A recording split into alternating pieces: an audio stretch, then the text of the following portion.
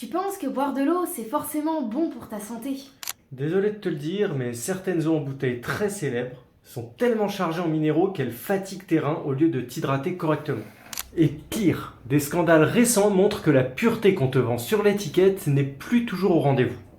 Tu peux enregistrer cette vidéo, on va voir ensemble les points à lire sur l'étiquette.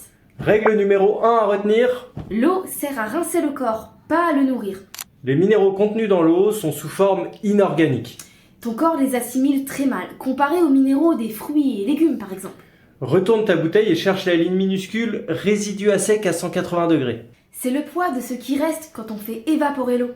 Et si ce chiffre dépasse 1000 ou 1500 par litre, ce n'est plus que de l'eau, c'est trop riche en minéraux.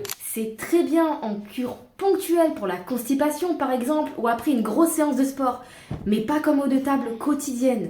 Ça surcharge tes reins inutilement. 2. La pollution invisible.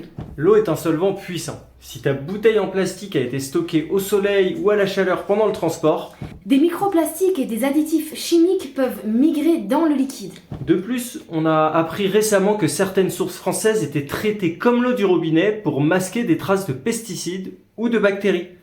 Ce qui est interdit pour l'appellation eau minérale naturelle. Alors, quelle est la solution? On boit quoi en fait? Cherche la légèreté.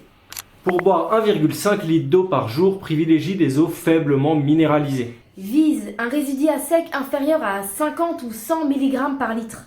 Regarde des marques comme Monroucou, Montcalm, Rosé de la Reine ou même Volvic qui restent assez équilibrées. Tu peux aussi avoir un filtre chez toi pour purifier l'eau du robinet. Ça évite le risque de contamination avec des microplastiques notamment. Et après, rassure-toi, si tu ne consommes pas une de ces eaux, tu ne vas pas te transformer en caillou géant non plus.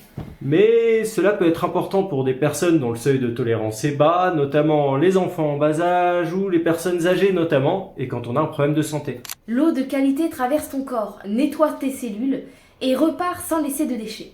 Elle est à la base de ta santé, alors n'hésite pas à jeter un œil à l'étiquette.